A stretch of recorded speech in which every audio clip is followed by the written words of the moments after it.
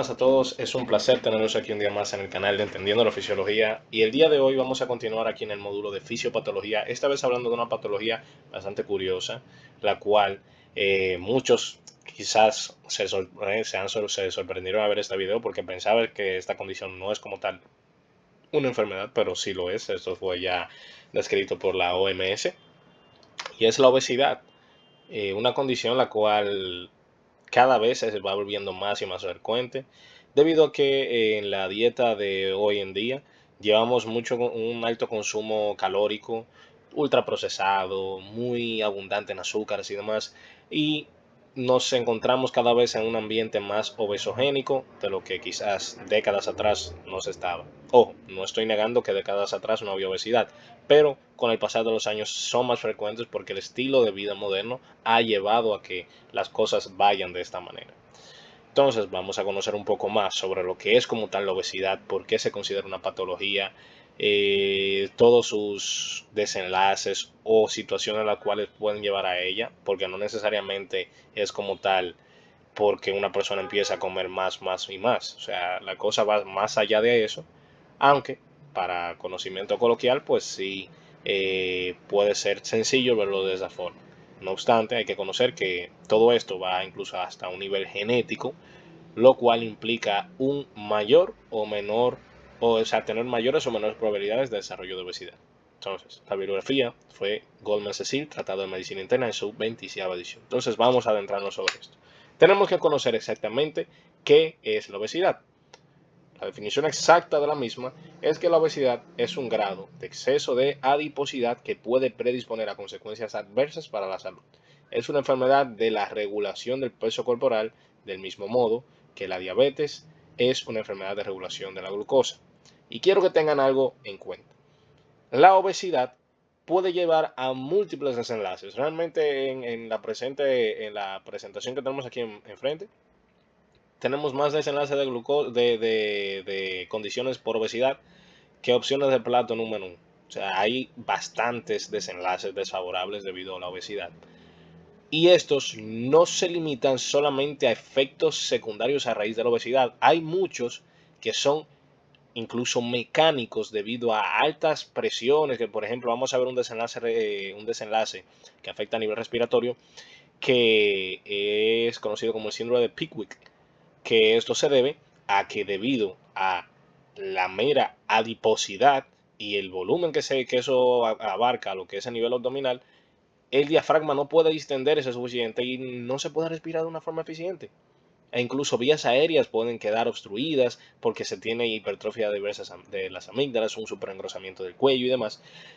Y es algo bastante curioso que, o sea, abarca consecuencias desde lo que son por partes mecánicas, por la alta presencia de tejido adiposo, desde alta producción hormonal, o sea, hay múltiples desenlaces y vamos a explicar cada uno en este video. Y también hay múltiples vías por las cuales una persona puede estar más predispuesta a desarrollar obesidad.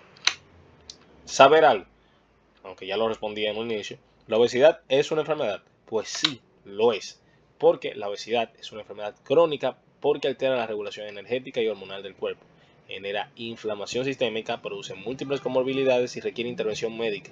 Su origen multifactorial y su reconocimiento oficial por entidades como la OMS y la CIE-10 van a respaldar todo esto que estoy diciendo, porque al final del día, dado a todas las alteraciones corporales que genera, pudo ser catalogada como una enfermedad propiamente dicha. O sea que sí, la obesidad no es algo que deba romantizarse, no es algo que deba aceptarse, como muchas personas en redes sociales y demás presentan, sino que la obesidad realmente es una condición de salud desfavorable, lo cual tiene que ser tratado.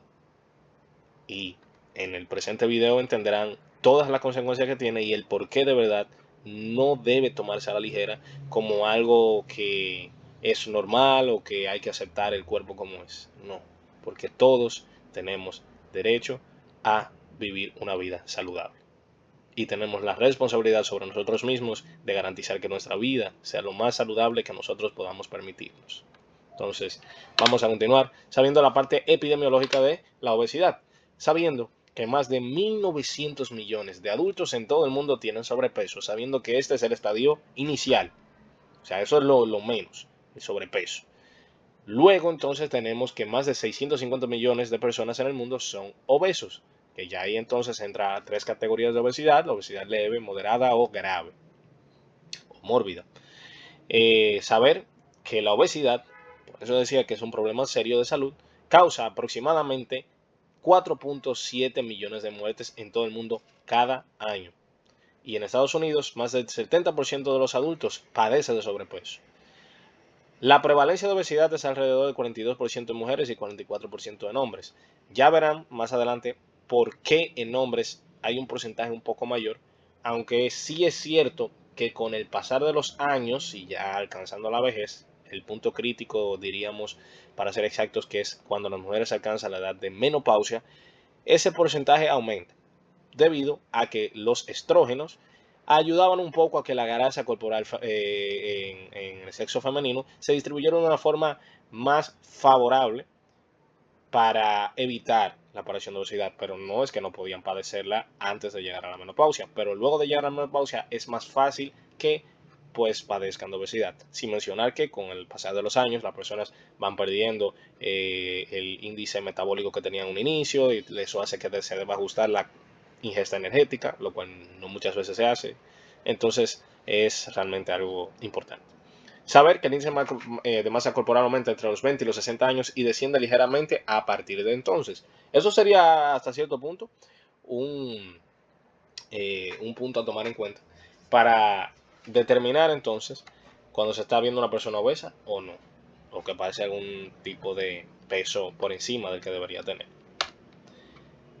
Saber que la obesidad grave está inversamente asociada a la urbanización. Pues sí, porque paradójicamente, aunque vivimos en un mundo que cada vez se industrializa más y se podría asociar que la aparición de obesidad y demás se asocia más a ese proceso de industrialización, porque cuando empezamos en la obesidad, no nos vamos a mentir, pensamos todos en que se debe a que cada vez la comida rápida es una comida más común, que se consume con mayor frecuencia. Sabemos que la gran mayoría de franquicias más reconocidas son comidas hipercalóricas y muy pocas veces las personas escogen del menú las opciones con menores calorías que tienen, que de hecho dichas franquicias se vieron obligadas a en los menús presentar la cantidad de calorías que tienen sus alimentos. No en todos los países se lleva eso, pero en Estados Unidos, debido al gran problema de obesidad que tienen, las franquicias se vieron obligadas a hacer eso, sabiendo de que ya entonces el cliente cuando compra, compra sabiendo lo que está ingiriendo, con las calorías exactas.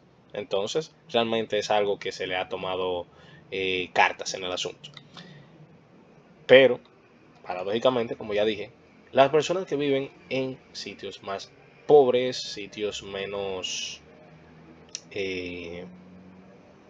urbanizados, fíjense que esos son los que tienen mayores índices de obesidad, mayor recurrencia del desarrollo de obesidad, a comparación con estadísticas metropolitanas. Esto puede verse a múltiples factores. Acceso a alimentos de calidad, porque quizás solamente tienen acceso a alimentos ultraprocesados que quizás tienen un menor costo en el mercado. Dieta muy poco balanceada, porque quizás dependen excesivamente de carbohidratos, que suelen ser dentro de la dieta las opciones más baratas, a comparación de poder tener una dieta balanceada que se basa en grasas saludables, proteína, una buena fuente de proteína y los propios carbohidratos. Entonces quizás depende mucho de esos carbohidratos, alimentos ultraprocesados que hacen que su dieta se vuelva hipercalórica y entonces, sin darse cuenta, están haciéndose más daño incluso en esa situación de precariedad. Saber que, por ejemplo, mujeres estadounidenses de raza negra y los de origen mexicano de ambos sexos tienen tasas más altas de sobrepeso y obesidad en Estados Unidos. Es un dato curioso que menciono en esa bibliografía. Saber que los riesgos para la salud asociados a estos porcentajes de adiposidad, ese desarrollo de obesidad, van aumentando progresivamente a medida que el índice de masa corporal de los pacientes supera los 25. Sabiendo que en la actualidad, para el diagnóstico de obesidad se están tratando de hacer un switch a que no se toma solamente el índice de masa corporal para determinar si una persona es obesa. ¿Por qué? Porque el índice de masa corporal se enfoca en solo medidas, es decir, peso, talla, altura, todo eso. No se enfoca en el porcentaje grasa músculo que tengan las personas. Porque, por ejemplo, si pesáramos, no sé, a Sam Sulek, pues muy probablemente pues, él pueda salir que tiene ese sobrepeso u obesidad, pero es que él tiene un alto porcentaje de músculo, lo cual hace que su peso sea muy alto. Entonces, eso hace que el índice de masa corporal se vea muy alterado, pero no se está tomando en cuenta de que él como tal no padece de obesidad. Lo que pasa es que él tiene una hipertrofia muy marcada que hace que su cuerpo se tenga un peso muy alto y por eso entonces el índice de masa corporal corresponde al de una obesidad, pero nada que ver con un obeso verdadero que tiene más porcentaje graso que músculo. Entonces es importante saber eso y entonces en la actualidad se está teniendo ese switch de determinar el porcentaje graso antes de hacer el diagnóstico de sobrepeso o obesidad en alguno de los estadios. Importante saber que en términos de salud se recomienda valores de índice de masa corporal entre los valores de 23 a 24 para poblaciones asiáticas, por ejemplo. Saber que los riesgos asociados a sobrepeso son mayores en obesidad central, que es básicamente ese abdomen obeso. Personas pueden presentar índice de masa corporal indicativo de sobrepeso o obesidad, pero bueno, eso último que mencionaba aquí es lo que le hacía salvedad, de que no necesariamente es obesidad, puede ser músculo. Entonces, importante saber eso. Entonces vamos a conocer el proceso de regulación del hambre. Pero antes de saberlo, tenemos que familiarizarnos con estos tres conceptos. ¿Saber lo que es hambre? Sí, todos sabemos lo que es hambre, lo hemos experimentado y nos encanta tenerla antes de comer. Y es esa necesidad imperiosa o deseo de comer, de ingerir alimentos, que realmente va más allá de que simplemente tenemos hambre y que queremos comer, porque es todo un proceso que ocurre en nuestro cuerpo para indicarnos de que estamos en deficiencia energética y queremos alimentarnos. Es todo un proceso que más adelante lo veremos.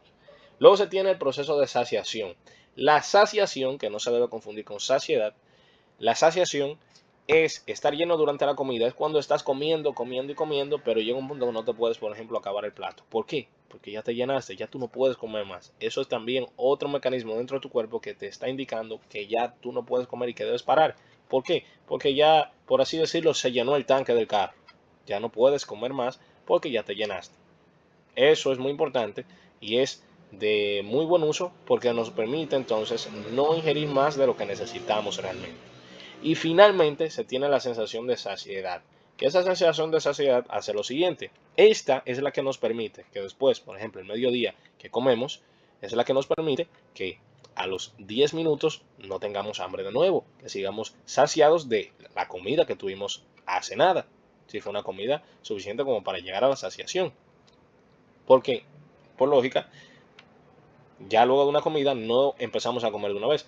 Y eso es debido a que nuestro cuerpo mantiene inhibido los estímulos del hambre para que llegue otra vez el estado de necesidad energética y ahí entonces que nos dé hambre y ahí entonces comemos de nuevo.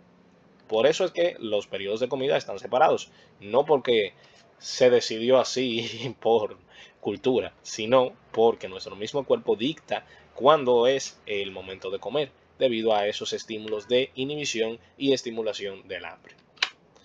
Tenemos que familiarizarnos también con todos estos neurotransmisores. Tenemos el neuropéptido Y. El neuropéptido Y va a tener una función principal.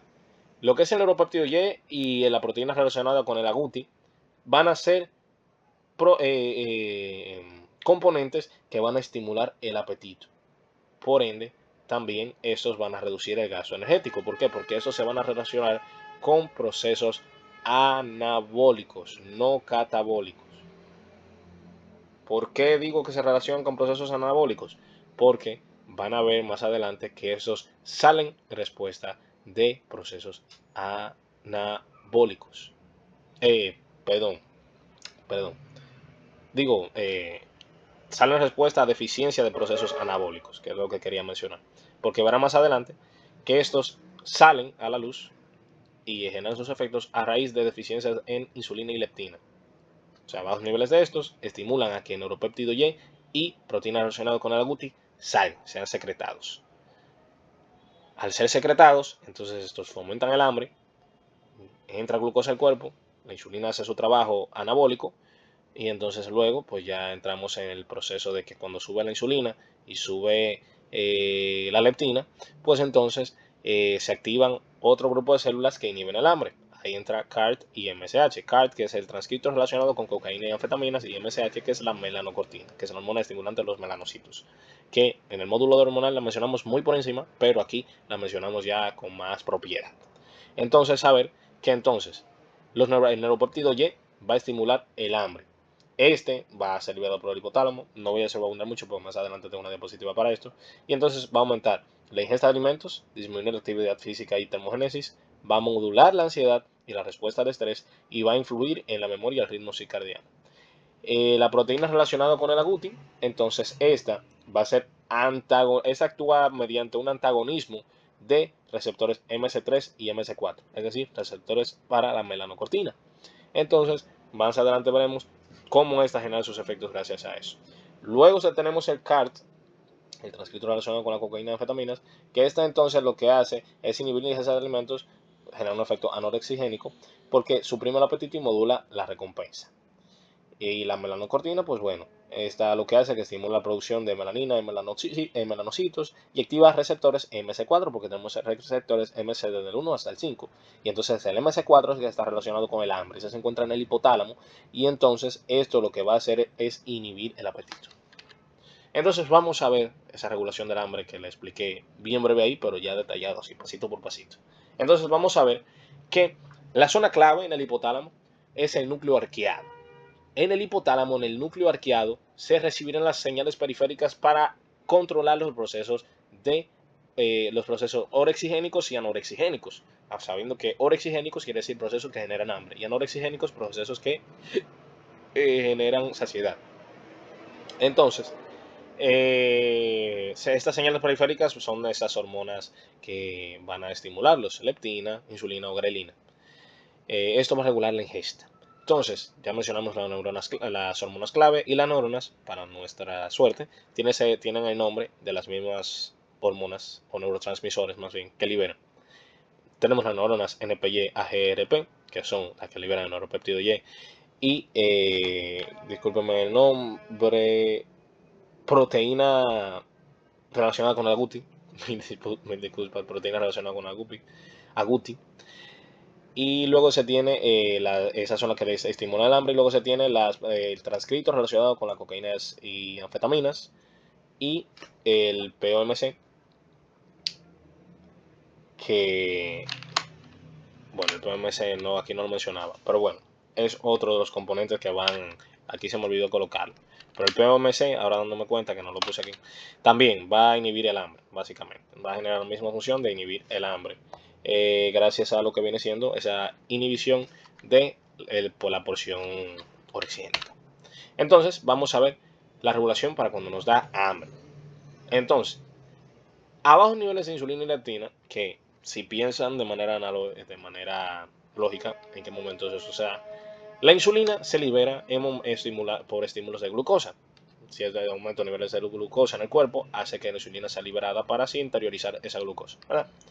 La leptina, por otro lado, es una hormona liberada por el tejido adiposo. El tejido adiposo libera la leptina y es la que nos otorga sensación de saciedad. Que como dato curioso, no sé si en el módulo endocrino lo mencioné, pero aquí se los dejo, es que la leptina, entonces, al ser secretada por el tejido adiposo, esta es la cantidad de la proporción que se secreta esa es directamente proporcional a la cantidad de tejido adiposo que tenemos. Entonces, mientras más tejido adiposo tenemos, mayor leptina se produce. Y si se recuerdan un fenómeno que en videos pasados traímos a recordar, y en los videos de fisiología hormonal lo habíamos mencionado, fisiología endocrina lo habíamos mencionado, que es que el proceso de regulación a la baja y a la alza va a ocurrir. En este caso, regulación a la baja. Entonces, si se tiene una regulación a la baja de leptina, eso hace que ella, que normalmente nos hace sentir saciedad, si cada vez somos menos sensibles a la misma, vamos a sentirnos menos saciados. Y eso entonces es contraproducente porque cada vez, primero va a ser más difícil luchar con los episodios de hambre para dejar de comer y por ende regular nuestro peso. Y aparte de eso, siempre vamos entonces a querer esa ingesta hipercalórica sin frenos y va a ser un riesgo para un desarrollo sin frenos de la obesidad. Entonces, estas neuronas van a liberar el neuropéptido Y, ya explicamos de sobre su función, y este va a ser liberado en el núcleo paraventricular. Su función va a ser aumentar el hambre. Luego, la proteína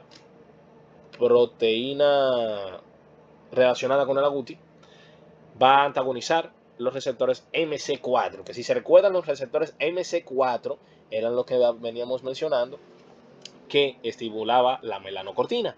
Entonces, si la melanocortina los estimulaba para hacer que nos sintiéramos saciados, si el péptido relacionado con el agouti los antagoniza, entonces hace lo contrario, bloquea señales de anorexia y fomenta que de forma libre el neuropéptido Y pueda generar esa respuesta de hambre. Ahora vamos a ver el caso contrario. En el caso contrario, lo que ocurre es lo siguiente. Tenemos un estado ya de alta presencia energética en el cuerpo. Entonces la insulina y la leptina van a estar aumentadas porque estas están en su punto óptimo ya para ser liberadas. Y entonces eso va a fomentar la estimulación de las neuronas POMC CART. Esas neuronas van a expresar POMC. Ese se puede expresar, se procesa en alfa, beta o gamma y melanocortina. La melanocortina, entonces, es importante saber, muy importante saber, que esta va a ser agonista de los receptores MC4, porque es un receptor para la melanocortina. En el núcleo, igual, paraventricular del hipotálamo. Y esto disminuirá el apetito. Y el CART va a reforzar la señal anorexigénica. ¿En qué momentos, para poner un ejemplo, de disrupción podría haberse alterado todo este eje que les expliqué? Por el uso de corticoides exógenos, cortisol. Estos corticoides pueden generar una supresión de neuronas POMC. Y si se suprimen las neuronas POMC, esas neuronas que son las que generan la respuesta anorexigénica, pues entonces van a hacer que la respuesta orexigénica aumente. Entonces se induce a mayor sensación de hambre. Aquí quise traerles este pequeño gráfico que nos otorga la misma bibliografía, que entiendo que es útil para recordar todos los conceptos que venimos mencionando. Sabiendo entonces que tenemos aquí la leptina, que se libera del tejido adiposo.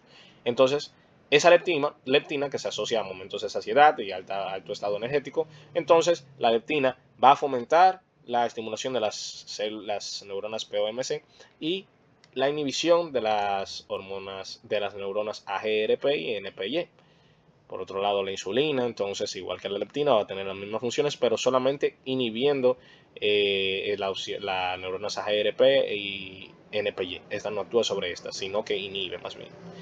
La grelina, que es otra hormona que la mencionamos en el módulo de endocrino, que se secreta por las células oxínticas del fundus gástrico. La grelina es una hormona que se libera a raíz de un estómago vacío.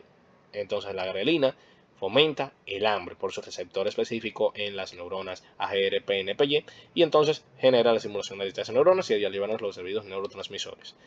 Por otro lado, tenemos otro conjunto de hormonas que van a estimular o interferir en lo que viene siendo este eje, que son el péptido YY336, la proteína similar al glucagón 1 y estas se las voy a dar el nombre, oxintomodulina, que es la OXM. Estas entonces se van a dar a raíz de una alta ingesta en alimentos y van a fomentar su liberación. ¿Qué hacen estas? Antagonizan el receptor Y2R y entonces esto antagoniza la función de la neurona GRPNPY, haciendo que también sean de función anorexigénica. Ahora, bien, dentro de los otros componentes importantes, aquí está la parte de la leptina, que quería mencionarles, que es, como ya dije, una hormona secretada por adipocitos en proporción al tejido graso. El receptor de leptina, que es altamente expresado en el hipotálamo. Y su función, que aumenta la expresión de POMC y disminuye el apetito. Y dentro de los péptidos intestinales, pues entra el péptido YY336. Este se encuentra en las células L del ilium. La función que va a llevar a cabo, básicamente, es la de inhibir neuronas NPY, AGRP, y entonces esa inhibición de esas neuronas lo que va a llevar es como consecuencia a disminución de la estímulo de hambre. Ahora, el péptido similar al glucagón, tipo 1, de manera, ¿cómo decirlo?, paradójica, el glucagón es importante saber que se asocia a procesos catabólicos, la insulina a procesos anabólicos. Pero miren qué curioso que el péptido similar al glucagón va a verse relacionado más bien en procesos anabólicos. ¿Por qué? porque este va a verse involucrado en inhibición del hambre.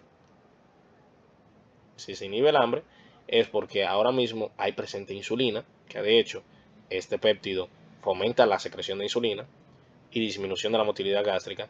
Entonces, este péptido tiene que ver mucho más con procesos anabólicos porque tiene que ver con la insulina y fomentar su salida.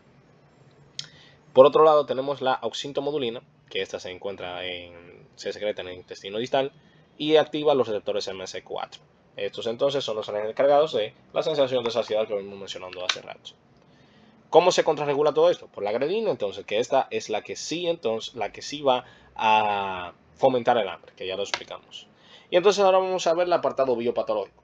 Porque, aunque la genética influye significativamente en la predisposición individual de la obesidad, especialmente en contextos ambientales específicos, el aumento global de su prevalencia se debe principalmente a cambios en el entorno y no a variaciones genéticas, porque como ya dije, cada vez vivimos en un ambiente más obesogénico, por las tendencias mundiales y demás. Entonces vamos a ver un poco los aspectos genéticos, sabiendo que múltiples síndromes tienen que ver con esto. No me voy a parar a explicar cada síndrome, pero es importante que sepan eso, que muchos síndromes se relacionan con esto, con mayor posibilidades de desarrollar obesidad. Se han encontrado genes asociados a la masa grasa y obesidad, un 16% de los adultos homocigotos, 100 locus que se asocian al índice de masa corporal, 50 locus de proporción cintura-cadera. En el síndrome de Prader-Willi se han visto alteraciones que fomentan mayor obesidad, osteodistrofia hereditaria de Albright, también síndromes como de Lawrence-Moon-Bailey, síndrome de Cohen, síndrome de Carpenter, síndrome de Alström y síndrome de Tooby. Y así podrías listarles un montón de síndromes, porque realmente en nuestra bibliografía se listan un montón. Pero quise traerles varios ejemplos para que entiendan que múltiples síndromes llevan a una mayor probabilidad de desarrollo de obesidad. Entonces, saber que también aquí se mencionan en nuestra bibliografía, que prácticamente todos los que son síndromes de obesidad monogénicos provocan hiperfagia al alterar partes de las vías de regulación del apetito y por consecuencia obesidad. Entonces vamos a ver diversas influencias, y discúlpenme el ruido, diversas influencias de la constitución corporal de la obesidad. Ahí vamos a ver que múltiples factores van a predisponer a la persona a padecer obesidad, incluso factores que no controlábamos. Factores ambientales tempranos que sí podríamos controlar. Desnutrición prenatal, ahí era que venía con que hay factores que incluso ni siquiera dependen de nosotros. Y mucho más en el último trimestre, por ejemplo, del embarazo. Y también madres diabéticas. Aquí se listan un montón de factores que fomentan el desarrollo de obesidad y vamos a explicarlos cada uno. Vamos con la parte genética. Como ya se dijo, múltiples alteraciones genéticas pueden predisponer esto. Pero muchos se deben a variantes en la regulación del apetito por variantes en regulación de hormonas que los regulan, como la leptina, insulina y demás. Mayor eficiencia en el almacenamiento energético, esto van a ver más adelante que tiene que ver mucho con lo que es la microbiota intestinal, que tiene que ver mucho también con lo que viene siendo la regulación metabólica que se da durante el embarazo, nuestra etapa de embriones. Debido a menores tasas metabólicas basales en algunos fenotipos de las personas, es decir, que no queman tanta energía como la que normalmente deberían, o también por herencia poligénica con penetrancia variable según el entorno.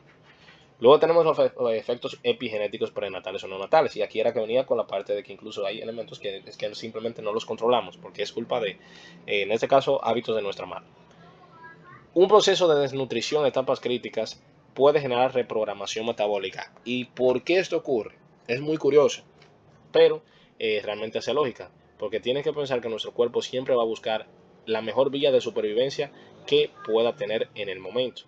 Entonces, sabiendo ya por dónde voy a irles tirando, creo que ya van a suponer qué es lo que pasa.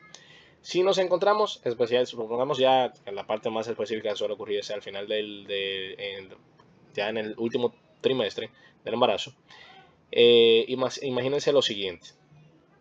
Imagínense que normalmente esa ingesta energética de nuestra madre disminuye abruptamente y nos vemos entonces envueltos en una crisis energética, que no tenemos suficiente adaptación no tenemos suficiente energía de la cual utilizar en un proceso de nuestra vida que realmente estamos utilizando bastante energía porque no estamos desarrollando y creando básicamente y demás. Entonces, ¿qué hace el cuerpo en base a esto? El cuerpo empieza a trabajar de una forma eficaz, igual como si, por ejemplo, ustedes tuvieran un momento mucho dinero y de repente empiezan a ver que empiezan a tener cada vez menos dinero y menos dinero. ¿Qué ustedes empiezan a hacer? No van a empezar a gastar igual como gastaban antes. Van a empezar a gastar con conciencia. Van a empezar a hacer las cosas al paso y bien pensadas para ahorrar y hacer más eficiente todo el proceso con lo poco que queda. Entonces, eso es lo que hace nuestro cuerpo. Con lo poco que se le va dando, él va resolviendo. Y entonces se adapta a resolver con eso poco. ¿Y qué pasa si se adapta a resolver con eso poco? Una vez que nacemos, pues ya nuestro cuerpo está adaptado a eso, que con poco hay que resolver. Entonces, si uno mantuviera dicha ingesta energética, no pasará nada. Pero no suele ser así. Entonces, esa ingesta energética que se aumenta, ya nuestro cuerpo no va a poder volver de forma tan abrupta a lo que viene siendo, pues bueno, el metabolismo que debería tener. Entonces vamos a ser más propensos a almacenar energía porque estamos consumiendo más de lo que realmente nuestro cuerpo está acostumbrado a manejar y vamos a generar obesidad debido a esto. Esto se conoce incluso como hipótesis de Barker, que es que el mismo investigador plantea que múltiples enfermedades crónicas que se desarrollan en el adulto se deben a adaptaciones embrionarias, las cuales se debieron a hábitos de nuestra madre o situaciones a las cuales como embrión nos vimos a enfrentar. Entonces se tiene esa hipótesis que múltiples de esas enfermedades crónicas se deben a eso. Por otro lado, se tiene la diabetes gestacional. Eso debido a una hiperinsulinemia fetal, que ya se mencionó entonces que la insulina tiene que ver con todo eso de regulación del apetito y demás, que puede generar mayor cantidad de adipogénesis porque se asocia a procesos anabólicos como adipogénesis.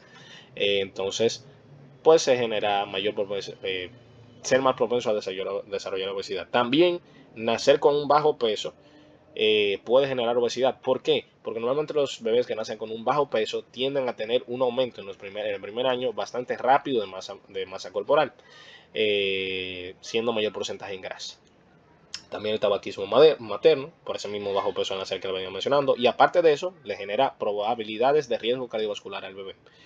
También cambios en la progresión genética sin alterar secuencia de ADN podrían generar esto. También un ambiente obesogénico. Aquí no me voy a detener mucho porque eso es bastante evidente. Estar expuesto a comidas hipercalóricas todo el tiempo, poco ejercicio, sedentarismo, publicidad dirigida a niños y adolescentes, la cual se enfoca en alimentos que suenan bastante bien pero que de saludable no tienen nada, o por lo menos es saludable para un consumo constante no lo tienen. Y entonces eso hace que junto con la poca educación nutricional se genere mayor prevalencia en obesidad, mayor recurrencia en obesidad. Luego la microbiota intestinal, porque sí, la microbiota intestinal tiene muchísimo que ver con las calorías que realmente consumimos en un día. ¿Cómo así? Muchas veces, aunque nosotros consumamos, no sé, una hamburguesa que diga que tiene 600 calorías, 500 calorías, esa hamburguesa que tiene 600, 500 calorías, no necesariamente esas 600, 500 calorías son las que de verdad nosotros estamos consumiendo. ¿Por qué? Porque nuestra microbiota intestinal va a tener mucho que ver con cuántas calorías de verdad entran por nuestro cuerpo. Porque la proporción firmicutes y bacteroidetes va a tener mucho que ver con esto, siendo los bacteroidetes los más beneficiosos y los firmicutes los menos beneficiosos. ¿Por qué? Porque los firmicutes son capaces de fermentar carbohidratos complejos. Esa fermentación de carbohidratos complejos lleva a una mayor síntesis de ácidos grasos de cadena corta. Esos ácidos grasos de cadena corta entonces van a generar una lipogénesis hepática y esto incluso puede aumentar la resistencia a la insulina. También se ha observado que esos mismos firmicutes pueden modular genes relacionados con lo que es el almacenamiento de grasa y la inflamación metabólica, haciendo que sea mayor probable más probabilidad de desarrollar entonces esa obesidad debido a ellos. Los bacteroidetes por otro lado no, porque los bacteroidetes entonces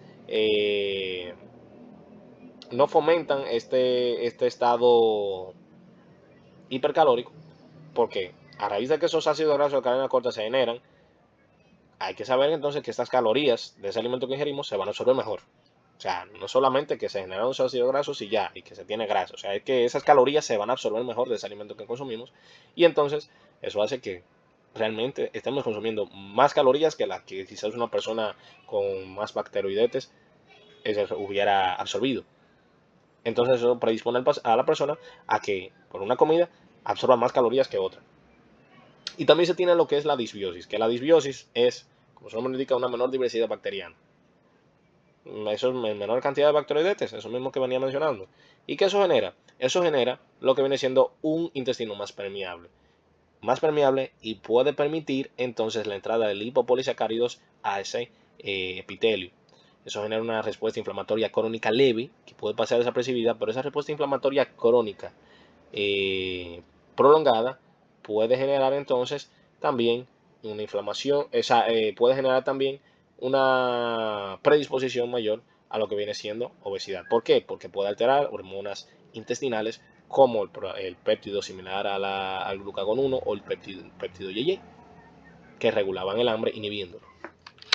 También se tienen factores endocrinos. Aquí tampoco creo que tengo que pararme mucho en algunos, porque, por ejemplo, la insulina, ya mencionamos que genera procesos anabólicos y almacenamiento de tejido graso. Hipotiroidismo, debido a que el hipotiroidismo, ya se explicó en el video de alteraciones tiroideas, es que el porcentaje metabólico basal del cuerpo está por debajo de lo que debería y entonces no tenemos tantos procesos catabólicos ocurriendo. Entonces, por ende, esa ingesta calórica se vuelve bastante almacenable. Y para adrenocorticismo, por una redistribución de grasa central, eso se ve mucho en el síndrome de Cushing, donde se ve que el paciente genera esa distribución de la grasa central con facies de luna llena, se ven que son gorditos e incluso desarrollan estrías. Y obviamente alteraciones en leptina y grelina, que estos son dos polos opuestos en la regulación del hambre. También los factores psicosociales tienen que ver mucho, y cuando le digo mucho es que tienen que ver mucho, porque los factores psicosociales van a tener que ver, por ejemplo, en la parte del estrés crónico, el aumento del cortisol. Por ejemplo, el aumento del cortisol puede generarlo debido, bueno, a lo mismo que mencionábamos aquí arriba, debido al hiperadrenocorticismo. La grasa se va a distribuir de una forma más central, es decir, grasa visceral. Esto también va a fomentar que el paciente también pueda, o sea, los mismos corticoides, tenga mayor deseo de consumir alimentos, especialmente alimentos hipercalóricos, dulces, grasas, cosas por el estilo. También los trastornos afectivos debido a una ingesta emocional, porque normalmente en alteraciones emocionales como depresión y demás, la persona suele volverse más adicta a los ciclos de recompensa rápida y una buena comida. Imagínense, una hamburguesa, un Big Mac, realmente es una respuesta satisfactoria rápida. Entonces, se vuelve afectivo a todo eso y puede generar entonces esa mayor recurrencia a obesidad. Un entorno familiar en el cual no se tenga buena salud alimentaria, que ojo, no necesariamente para que tengan eso pendiente, el hecho de que se coma comida de la casa en vez de comida rápida no es directamente proporcional a una comida más saludable. Hay veces que incluso en la casa se come comida peor que la que se podría estar comiendo de una comida rápida, porque incluso las dietas tradicionales tienen sus fallos, no son dietas perfectas. Por ejemplo, aquí en mi país, nuestra dieta, la dieta dominicana, es una dieta hipercalórica brutal. ¿Por qué? Porque tenemos una alta ingesta de carbohidratos, muchísimos más de lo que necesitamos por comida. Pero, obviamente, si uno sabe sobre esto, pues toma medidas y puede consumir los platos típicos, pero en las proporciones correctas. Y por último, el estigma social. También los medicamentos pueden generarlos. Los corticoides, ya no me voy a detener en ellos. Cortisol, ya se sabe lo que hace. Antipsicóticos atípicos. Estos son muy curiosos, que al igual que los antidepresivos tricíclicos, van a actuar bloqueando receptores de histamina H1, y en el caso de los antipsicóticos atípicos, receptores de serotonina 5-HT2C. Esto estimula un aumento del apetito. Y en el caso de los antidepresivos tricíclicos, también tienen otra acción, así de regalo, que es que pueden generar sedación. Y la sedación entonces es un estado en el cual pues no estás muy activo, que digamos, y por ende no vas a quemar calorías. Por ende, aparte de eso, genera ese estado de sedentarismo debido a la sedación. Y también el consumo de insulina y sulfonilures, insulina porque directamente estás administrando insulina exógena, y las sulfonilures, pues estas lo que hacen es estimular la secreción de insulina. Entonces eso genera mayor riesgo de ganancia ponderal porque vas a almacenar más. La privación del sueño también, que sí, aunque muchas personas piensan que tiene que ver el sueño con ponerse gordo, pero sí tiene que ver bastante, porque las alteraciones del sueño van a generar una mayor producción de leptina y una menor producción, de leptina y mayor de grelina. Eso se traduce en qué? En que vas a tener más hambre. Aparte de todo, si eso lo asocias a que también vas a estar durante la noche, un momento en el cual normalmente estás tranquilo descansando, y comes más, va a ser más fácil almacenar esa grasa, esas calorías. ¿Por qué? Porque no las vas a quemar, no las necesitabas, entonces van a almacenarlas ¿en qué? En grasa, porque ahí es que se almacenan cuando no las necesitas. Y entonces lleva esa mayor ingesta nocturna, menor gasto energético, mayor almacenamiento de grasa.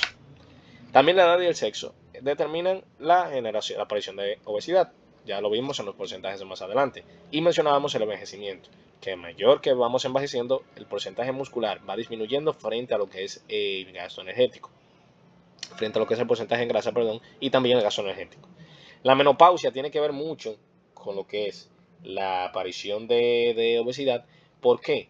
Porque algo importante que hay que saber es que si ustedes se fijan, noten que normalmente las mujeres tienen un mayor aumento en volumen de lo que viene siendo la redistribución grasa corporal, porque normalmente la grasa o el aumento de dichas zonas, como lo son la zona glúteo-femoral, en mujeres, hagan o no hagan ejercicio, suele verse,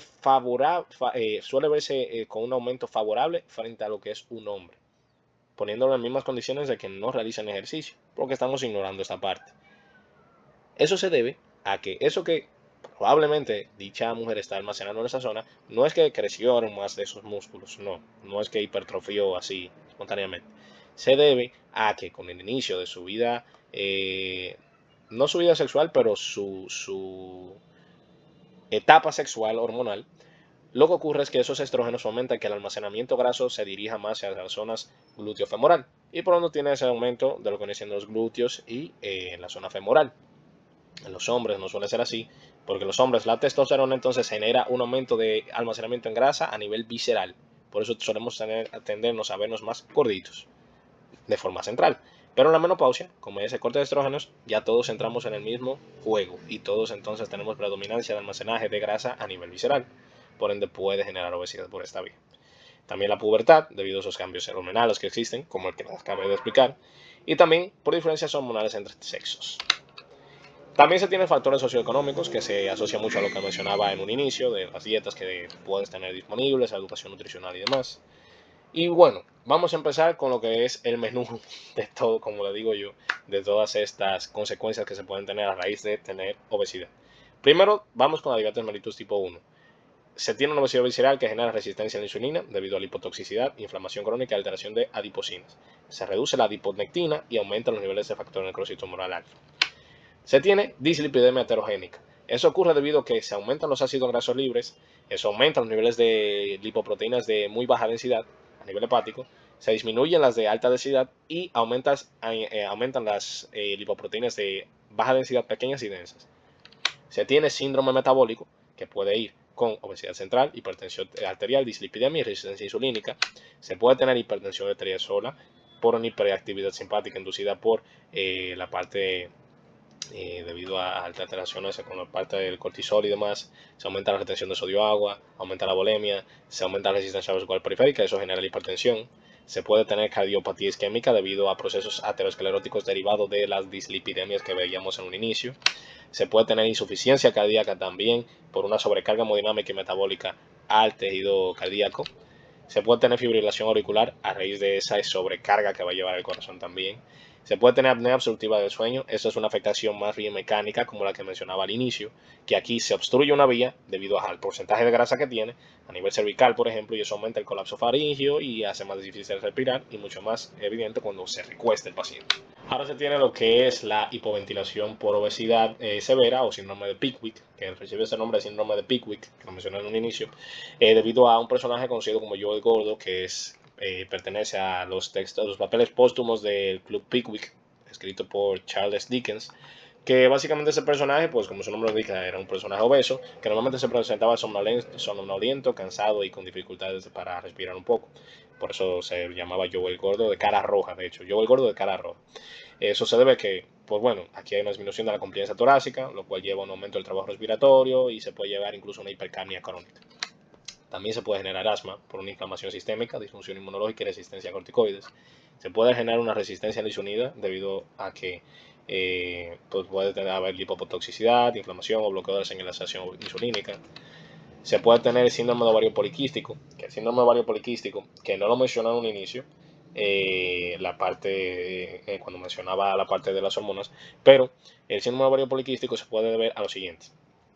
Debido a que la paciente en este caso, porque aquí eso es para el sexo femenino, lo que va a ocurrir es lo siguiente con ella.